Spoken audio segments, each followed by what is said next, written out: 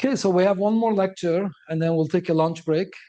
And then we have two more lectures, and that would be it for today. And then tomorrow, and then it's every month, we have one pillar, 5 months, 5 pillars. After each pillar, we'll send you out a reader, you know. It would be nice. I encourage you to complete the reader. That will make it easier for you to, follow in the classroom, ask questions.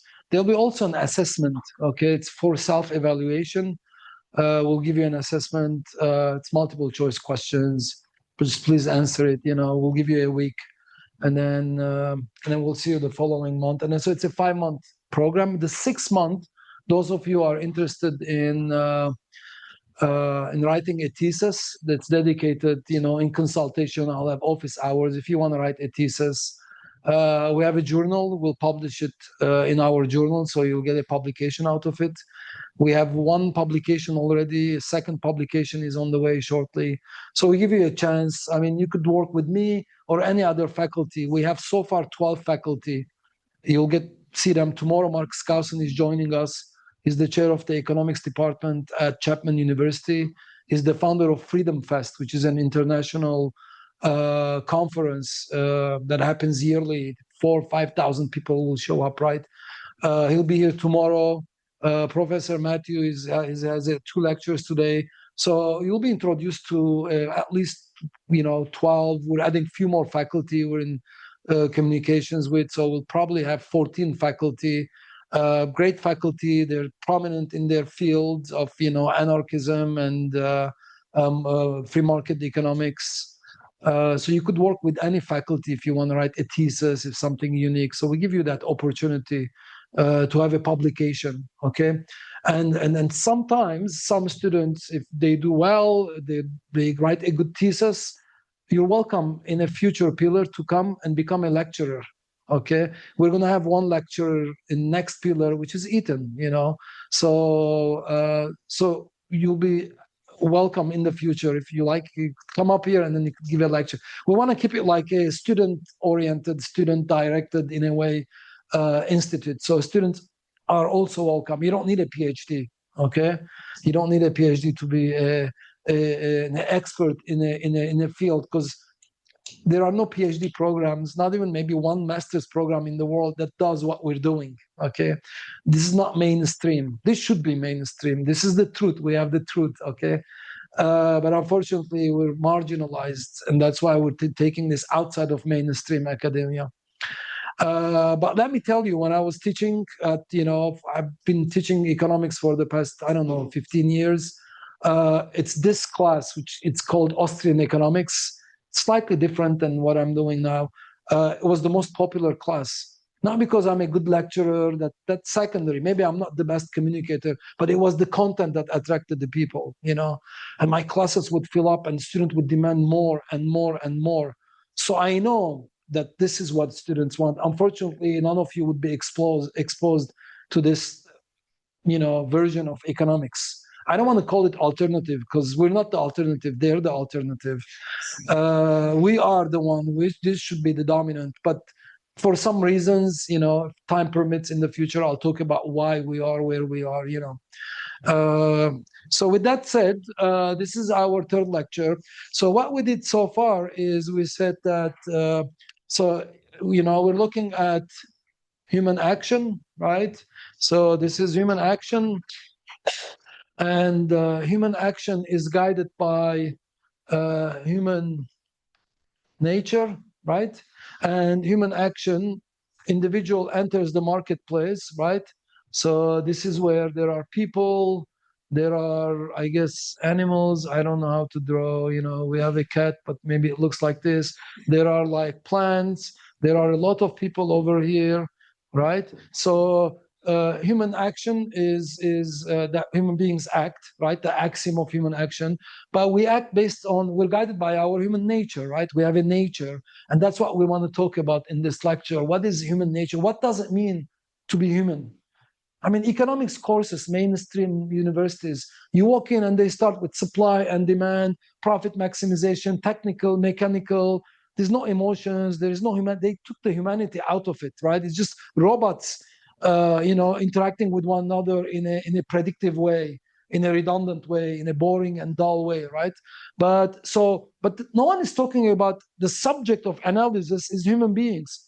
Don't we need to define what does it mean to be a human being? What is human nature, right? So we're going to define the variable that we're analyzing. We're analyzing human action. So we need to know what human nature is. And that's what we're going to do today, right? So obviously, knowing human nature, our goal is to achieve a goal, our end goal, right?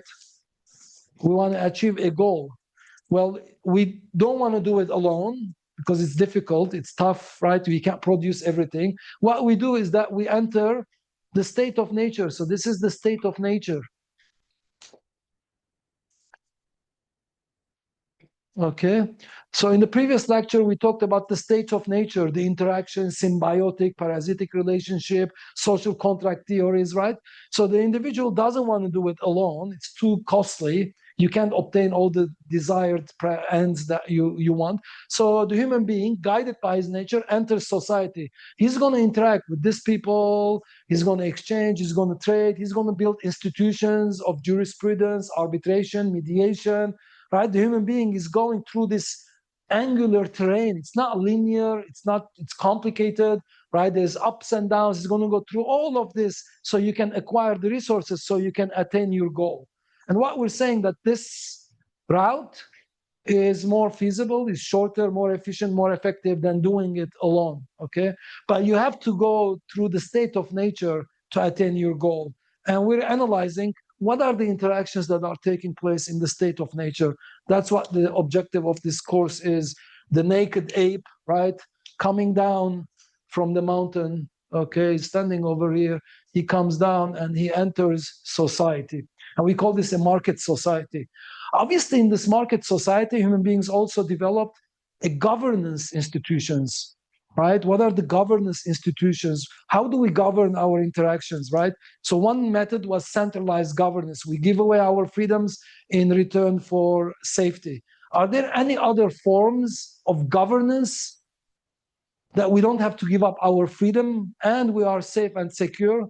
That's what we're going to do in this course, okay? I'm going to provide you how governance would look like in a decentralized social order, okay? It's market governance that emerges praxeonomically in the marketplace via these institutions, assurance, insurance, monetary institutions, jurisprudence institutions, defense providers, security providers, etc. All these market institutions will facilitate harmony, trade, exchange, and the resources for us to reach our goal. So let's talk about human nature.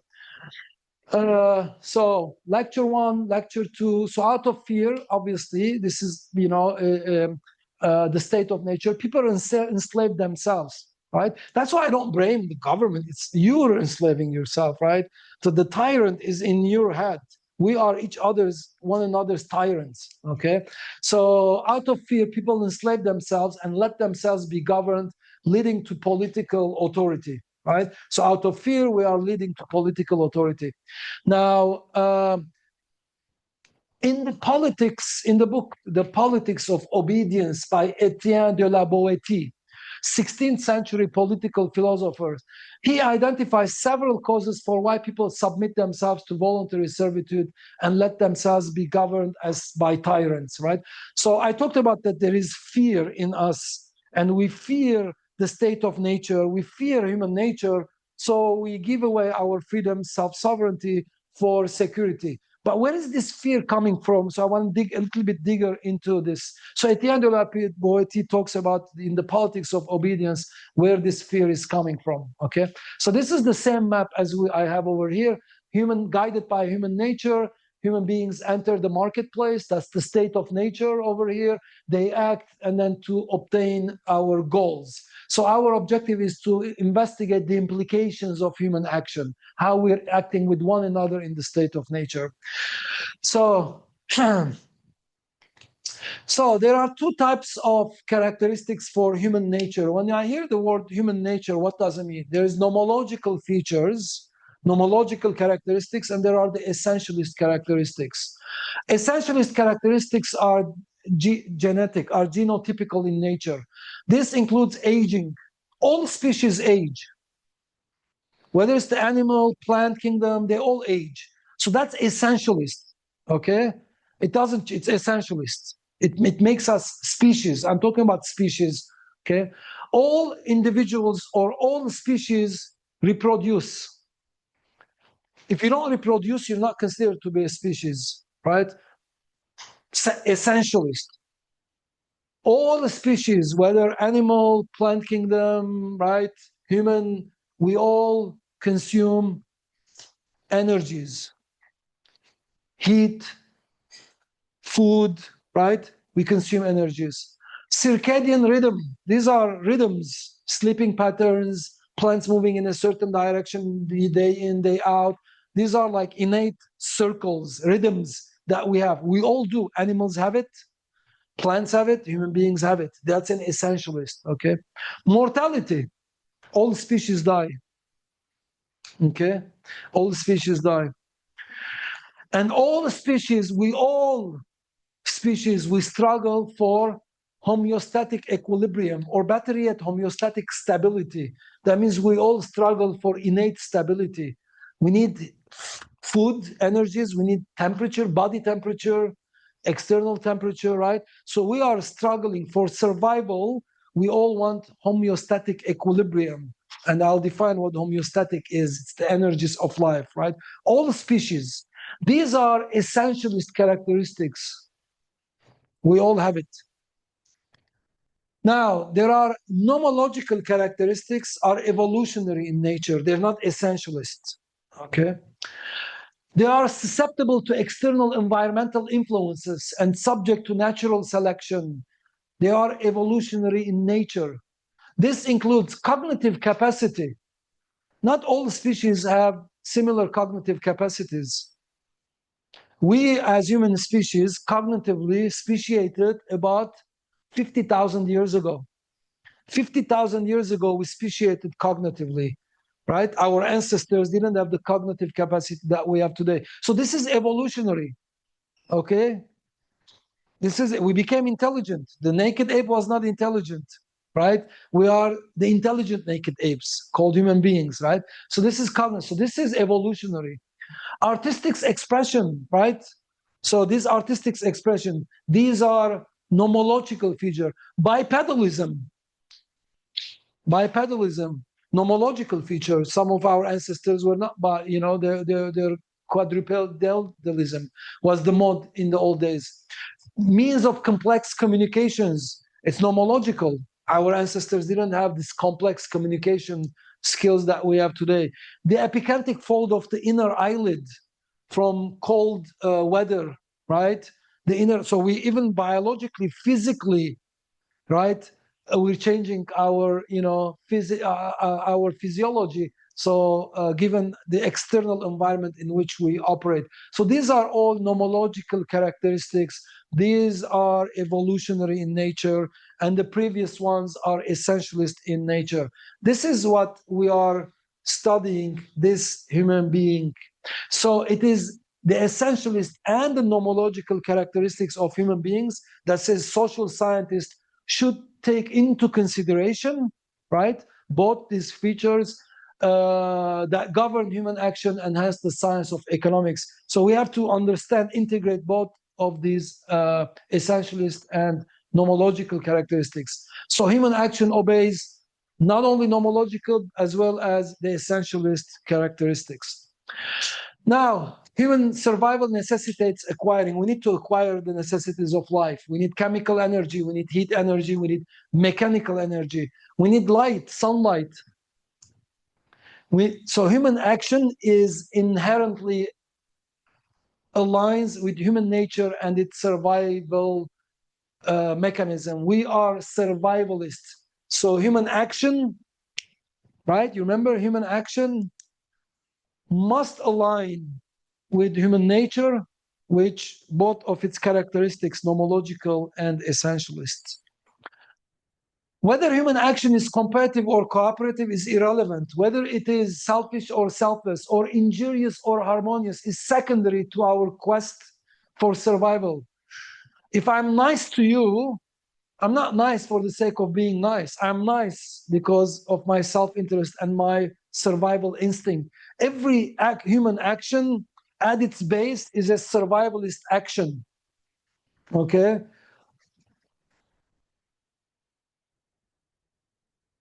Whether it's injurious or harmonious to you. Again, my objective is my survival instinct. I compete, I cooperate. I harm you, I become your friend. These are all secondary to our purpose of life.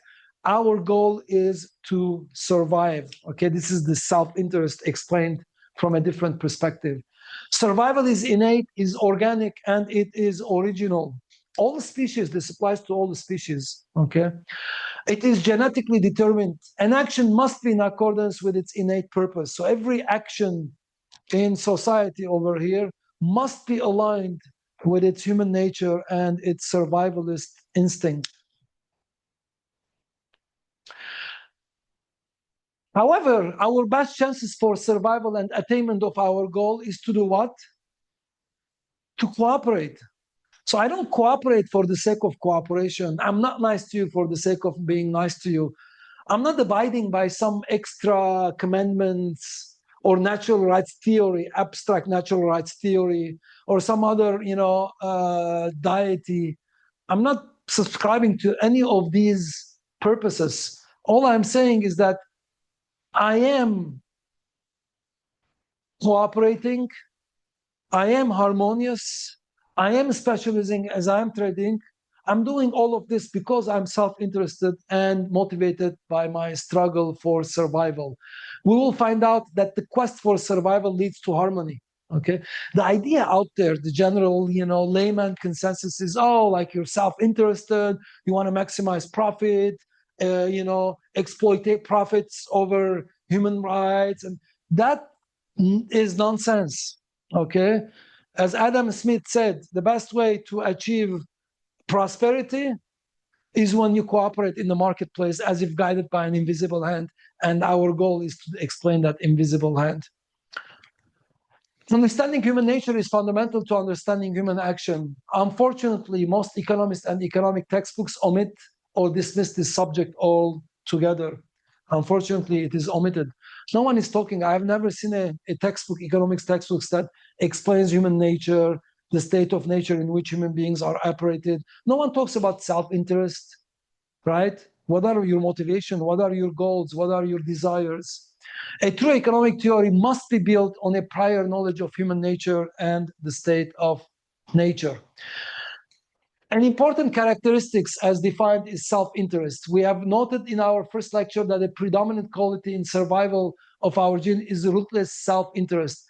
Furthermore, philosopher Elliot Sober and David Sloan, in their book Onto Others, The Evolution and Psychology of Unselfish Behavior, they propose a theory of inherent altruism at the kin or group level. What does that mean? If you remember earlier, I said of the gene overlap, right?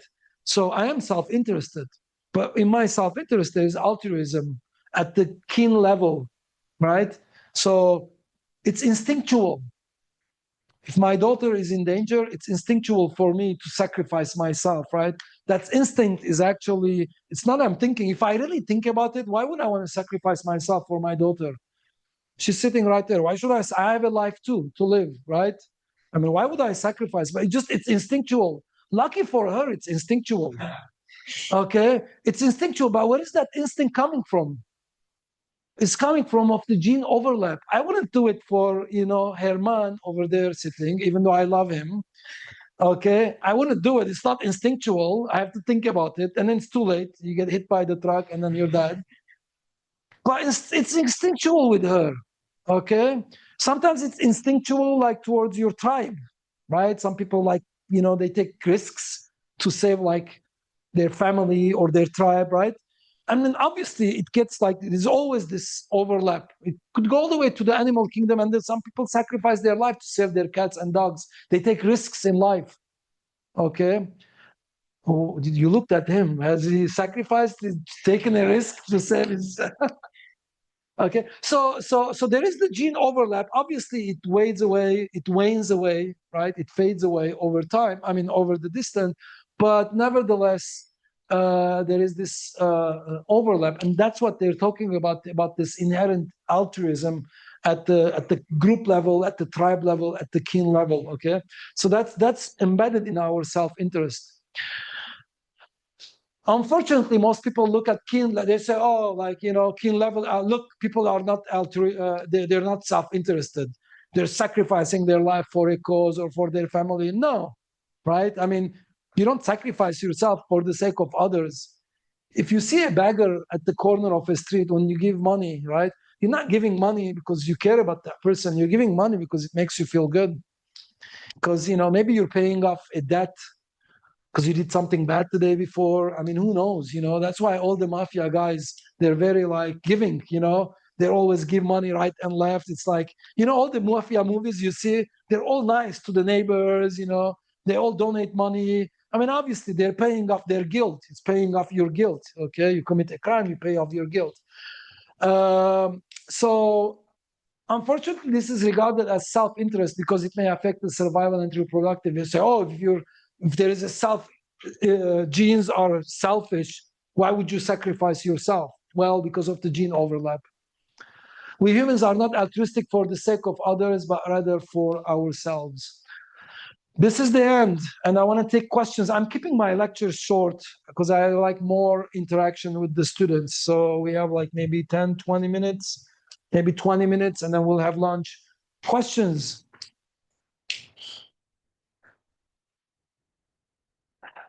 I mean, I have more slides, right? I have like, yeah, so they told me to like keep it short. So I have like many more slides. See over here. Okay, so I have like 10 more slides, but I'm keeping it short. If they don't ask me questions, I'm going to move forward. Oh, Matthew.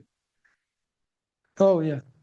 Well, this was a question regarding the previous lecture. Oh, previous lecture. But regarding the perceived fear of the Leviathan or of the state of nature, how does a contemporary cosmopolitan social person confront and deal with this perceived fear of the state of nature and reclaim that from giving it up to the Leviathan? Very good question. Best question ever. Join the Menger Institute. That's how you fight this perceived fear, because I want to take that fear out of you. I want to show you that don't fear the absence of centralized authority. People would not be killing one another on the streets.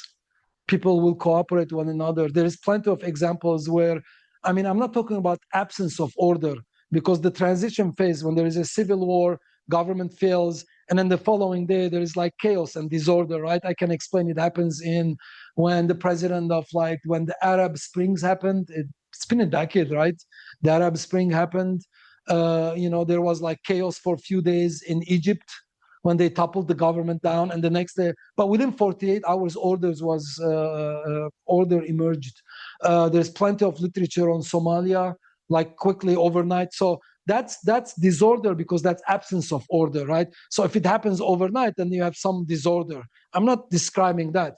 I'm saying that order will emerge. It has emerged in the marketplace over and over, right? So obviously, I'm not a proponent of toppling governments and then bringing in a decentralized order.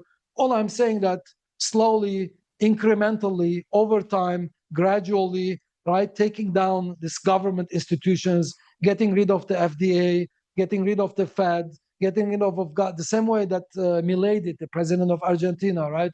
He put up on the board all the different government agencies, and he just threw them in the trash bin. They said, shut down this, So it happens gradually over time, slowly. I'm not in favor of an overthrow, nothing like that. But eventually people will realize that these are inefficient, ineffective government agencies, and they get rid of it one by one.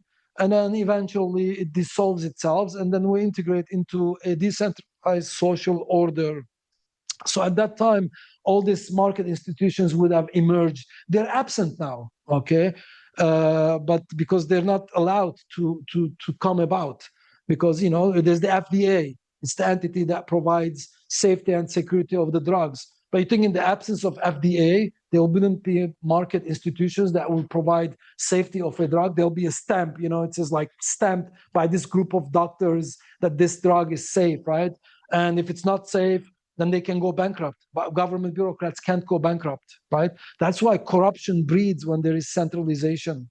And the corruption index in the world is calculated.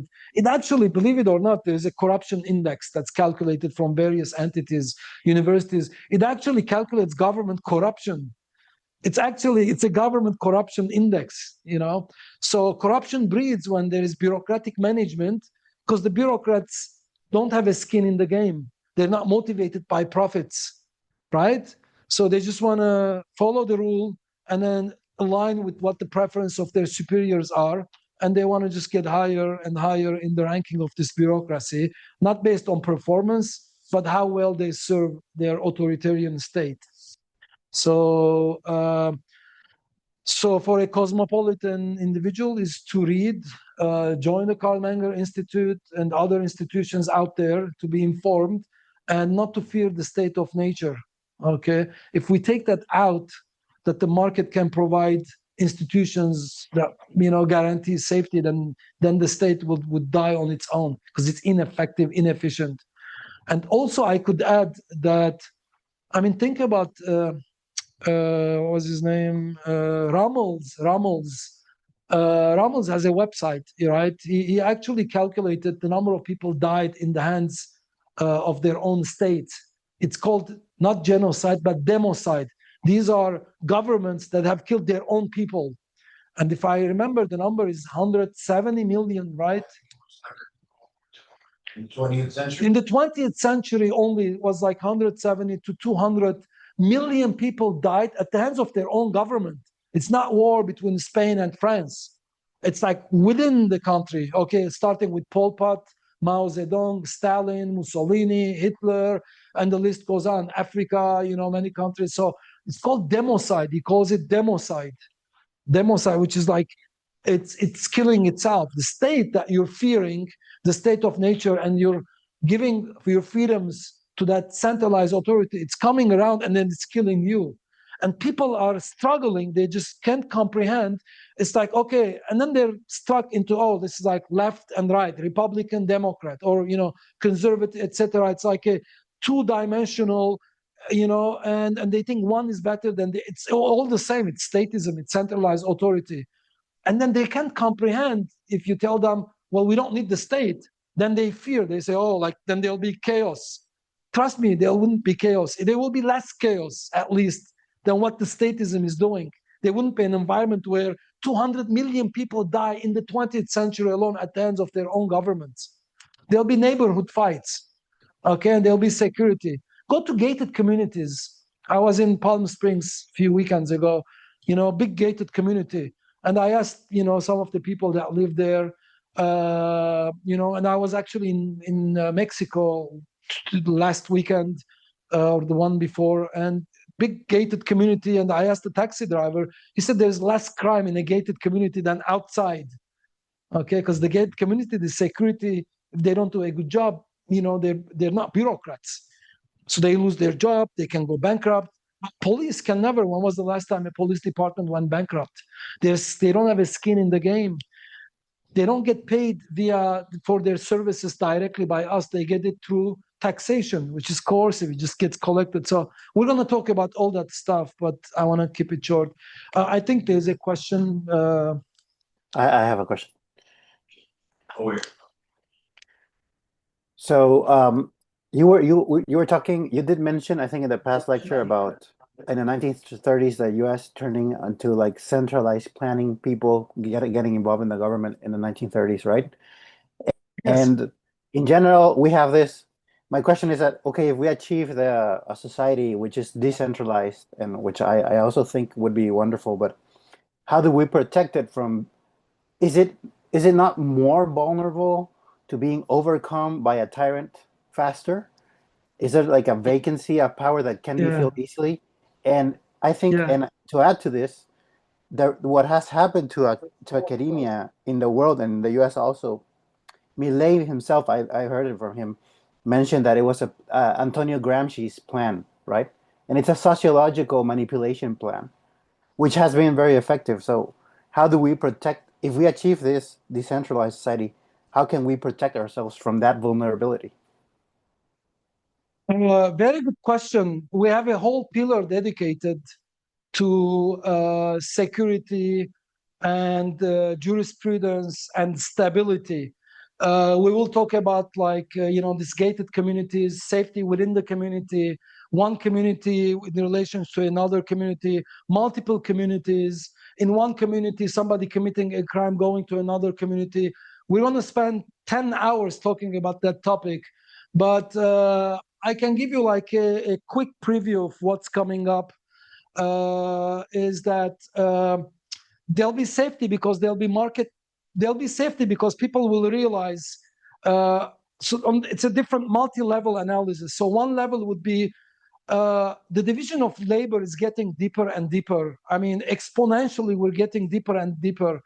At some point, the only benefit I have from another human being, I mean, think about it. Let me give you this example.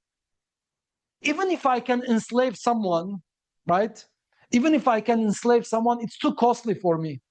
Because that slave that I'm going to force that person to work for me is biological. He needs money, he needs food, he needs to sleep. It's too costly. So there are no benefits by enslaving someone. There are no benefits by taking over land, because as the division of labor is getting deeper and deeper, we are becoming more and more interconnected. And what matters the most is not human labor anymore, because that's something violable. I can steal your labor. The most important variable in our productivity growth is human ingenuity. It's our mind, and the mind is non-violable. So I cannot enslave someone and tell that person, be creative, invent, and innovate. Okay? Because labor, I mean, within our lifetime, we're going to have robots doing all the labor work. We're going to have the robots picking apples and oranges. We're going to have robots cleaning our houses and our swimming pool and our backyard. We're going to have, transportation. We're not going to have Uber drivers. Cars will be self-driving. We already have it in many cities and states. So we are at an inflection point in our evolution that labor, which you want to conquer and you want to exploit, is valueless. The only value that remains in us is our mind, and that is non-violable. I cannot enslave someone and tell that person, you're going to invent and innovate for me. He wouldn't be able to do it. The human mind could only invent, innovate. Ingenuity could only happen when the person is free. He has freedom in his mind. Okay, that's one view that conquest that we've seen in the 15th, 16th, 17th, 18th, 19th century would not exist in the future. There is no benefit. These are agrarian societies. You conquer to take the land because you're agrarian. You want to produce, tobacco. You bring the slaves, they produce the tobacco, you ship it to England, you sell it to the rest of the continental Europe, and you accumulate gold. That doesn't exist anymore. Okay, we're going to have robots that would do it. We have machines that would do it. So exploitation, enslavement, or taking over somebody else's land, conquest, right? It's something, it's not that, I'm not saying I'm against it. I'm just saying it would not be gainful anymore in the future. And we are at an inflection point. It's already not gainful now. Even if you tell me, enslave me, I'm going to say no to you. You're too costly. I'd rather hire you and keep you free so you can invent a new it. So they wouldn't be, besides number one. Number two, think about let's say you have two universities, right? UCLA and USC. It's a gated community environment, and there are security defense agencies. They provide security. Under what circumstance would the security want to go attack the security of another university? To do what? Take over that university? Right? It just doesn't, it's absurd. You hire security forces for protection purposes. Why would anyone, attack? And those security agencies that could go rogue, on their own, they gather together, they'll be isolated quickly because they're getting their money, not via taxation, but we're giving them, we have a contractual agreement, we pay them down money. If they misbehave, then we don't pay them anymore.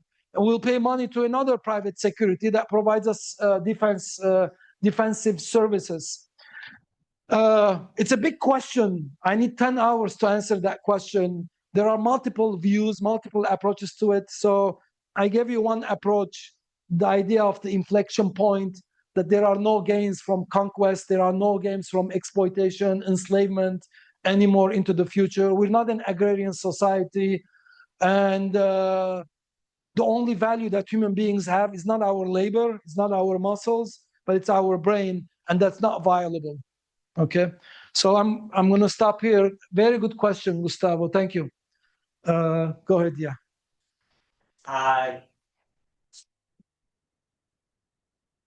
Well, I don't got questions about like the protection or like the security, like inside like the country or the state. But my question is like, how will rule like protect like the people inside like the country from the people like outside? Because like, correct me please if I am like wrong in like the history. From what I know, in the like the French Revolution, with the way like they just like take down the monarchy, there was these other like states who just like tried to dominate France because they know that this was also like bad like for them. So for example, if I am from Croatia and I go and I develop like this system of like free market, like I will protect like my state or like my whole like community outside from like the whole world, who is just like a centralized like government. Okay. I mean, I don't agree with the premise of the question, because you said my country versus. That's abstract to me. That's absurd to me. There wouldn't be my country, your country. The world would not be like that. Because your interest in a free market society, your interest lies everywhere. You have investments in Mexico. You wouldn't want your security forces or the US, if you want to call it, in your political world of country, attacking Mexico because you have interests over there. Your interests are spread out throughout the world. It's not us versus them anymore. It's us with them towards prosperity. There is no us. There is no What do you want to dominate? You want to take over? Let's say U.S. attacked Mexico, took over Mexico, and then what? What benefit do we get out of it? What are we going to do? Enslave all the Mexicans, and then what? I'm telling you, it's too costly. We can have robots do it. We don't need their labor. It's valueless. The only thing we need from Mexicans is their ingenuity, their creativity. And that's not viable. Dominate what? Resources? We're going to have plenty of resources. We have barely scratched. We don't have the technology of extraction. Seyfuddin Amos, he has a book called Principles of Economics.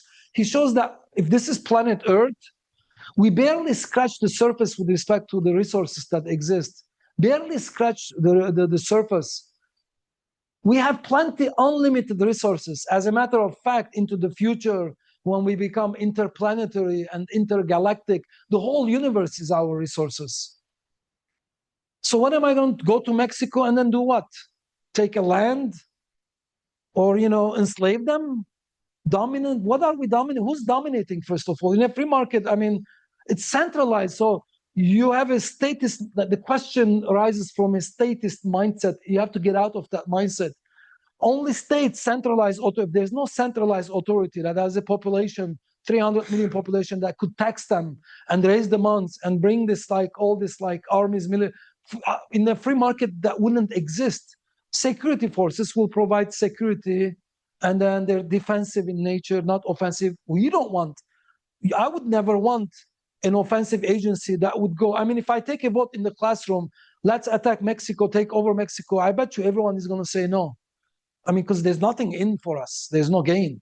The gain is the entity, the centralized entity that benefits. We don't benefits. Enslavement, exploitation in the United States by the Europeans, the Portuguese, and the British, and the Dutch didn't benefit the average Dutch, the average Englishman. It benefited under mercantilism, the government, the king. The people didn't become wealthier. Englishmen were not wealthier because they were colonizing the United States and enslaving, Africans to produce tobacco and sugar plantations in the south, right? The average Englishman wasn't wealthier. So the premise of the question is that the state attacking, there's no such thing as state. My preferences, we have nation states nowadays. In the nation states, my preferences doesn't align with his and her preferences. I don't know. Maybe I'm pro-life, he's pro-choice. Maybe I'm pro-death penalty, you're not. My preferences don't align with you. We're not a family. This is not a tribe. It's not a city-state. This is a nation. The borders, there's blood has been spilled on all these artificial borders. There isn't a single country in the world that has like borders, like they're all blood has been spilled. So within the nation state, my preferences don't align with anyone. What's my preference? What's my alignment with someone in Idaho? Maybe I prefer, maybe I'm pro-carrying gun, he's anti-gun. Maybe I'm pro-life, he's pro-choice. Maybe I am in favor of the death penalty for a crime, he's in favor of lifetime imprisonment. Maybe politically aligned, I'm right, he's left, I'm religious, he's against, he's atheist. What's my alignment? Just because you're born in an arbitrary fake border that aligns me with you? No, it doesn't. My alignment is with Gustavo. Currently is in the US, but originally he's from Bolivia, right? My alliance is with you. You're from Colombia. You think I feel closer to someone next door than to you?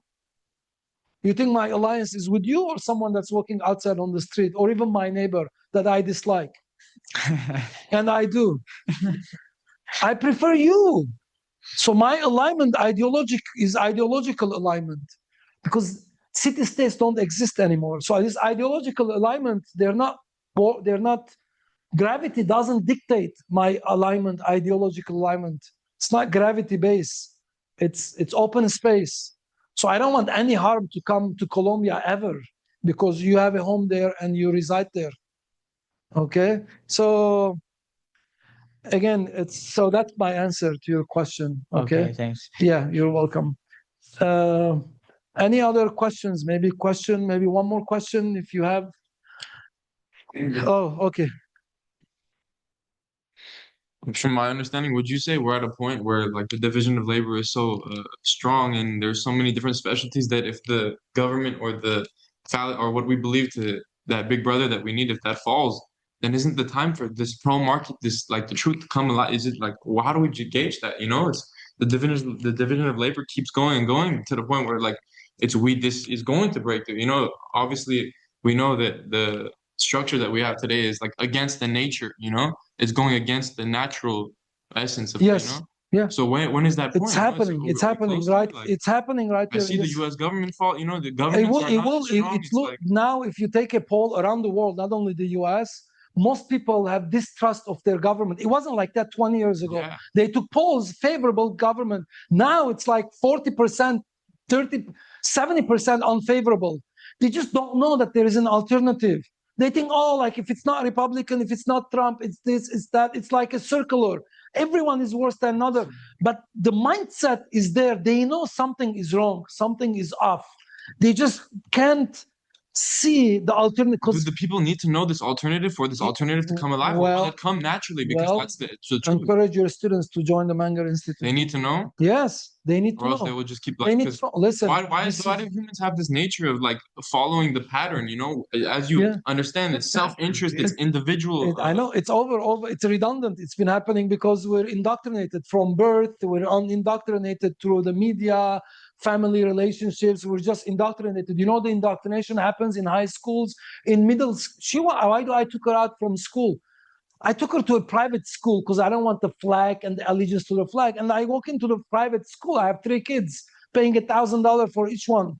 And then I walk in and I see there's flags and they're saying the Pledge of Allegiance. So that's indoctrination. How did that start? Saying the Pledge of that started with Napoleon, right? He wanted the indoctrination because if you want to transition at age 18 to military service, the indoctrination must happen earlier. Otherwise, you say, what am I fighting for? So indoctrination happens in schools. And what did I tell them? Don't do the Pledge of Allegiance. And I went to school and I made a big fight and I said, I will never ever do Pledge of Allegiance. Their allegiance is only and only to Baba and Mama. Baba first, okay? Baba first. Baba first, of course. Their allegiance is not to the, so you're being indoctrinated. Okay, you're being indoctrinated. You grow up, there's the flag, there's the pictures of the president in the classroom. Every morning you do it, the Pledge of Allegiance every morning. What does that mean? It's so when by the time you're 18, you're just indoctrinated. You just blindly, oh, there is a call, there is a war in the Middle East. We have no business. Libya, why are we bombing Libya? Tomahawk missiles costing us $1 million. We're just bombing Libya. The Qaddafite family, they've been waging war with other tribal wars going on for 1,000 years. We don't even know. Their tribes in the deserts, they wage war against each other. We go and bomb, we kill that guy. Libya is a failed state. Iraq is a failed state. You know, all the states, Syria is a failed state. Everywhere we go, the US and everyone else, currently it's the US. In the old days, it was other entities, you know. And so this indoctrination started with, you know, so we'll talk about this, you know, in a future pillar, but we are stuck in a bad equilibrium. It's okay, it's going to change. But we need more of these institutes, right? More people to understand, okay, that there is an alternative. It is a decentralized social order, which is harmonious. And the reason our methodology is important, earlier I said I prefer deductive methodology, because I know some of you are going to ask, Professor, can you give us an example of a state that lives in a decentralized social order? And my answer is no, even if there is, historically there's been some episodes in time, but my answer is, the premise of the question is wrong again. I don't need to show you something that happened in the past, because that's in the past. That means society will never move forward.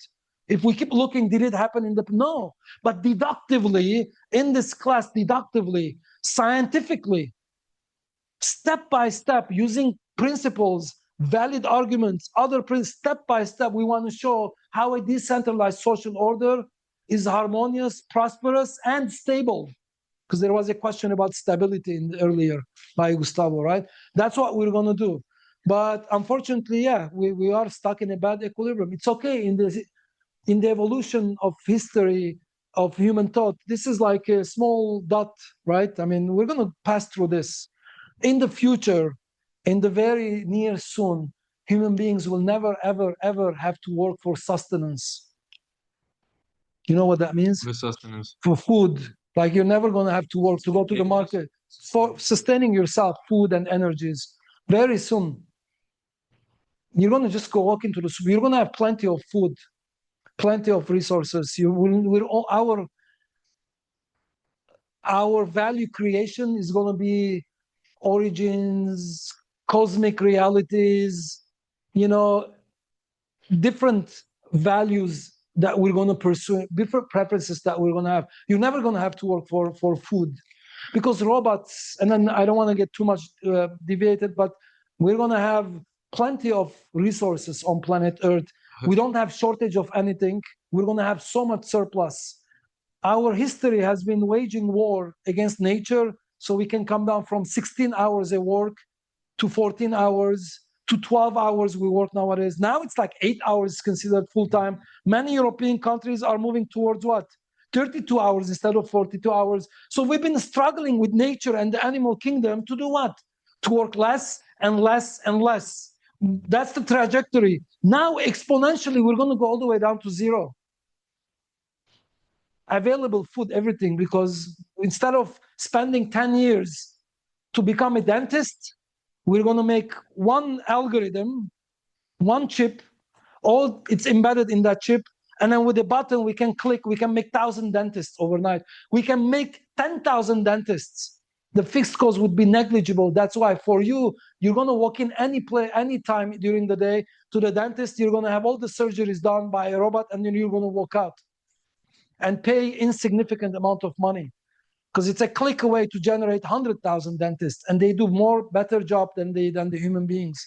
So the future So this is a stepping stone. So we're migrating towards a decentralized social order.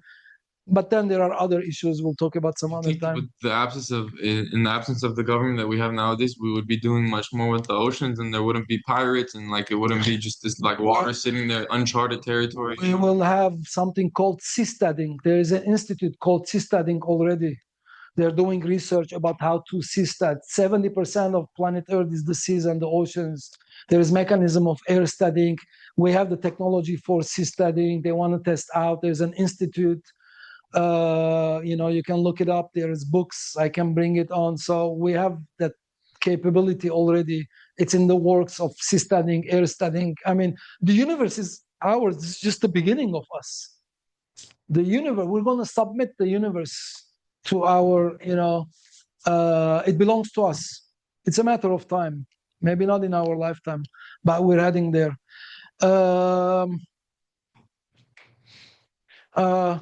Okay, so let's take a break. I think maybe lunch will be here in a few minutes, and then we'll take a lunch break, an hour, and then we have 2 more lectures, and then we say our goodbyes, and I'll see you tomorrow morning. Okay, thank you.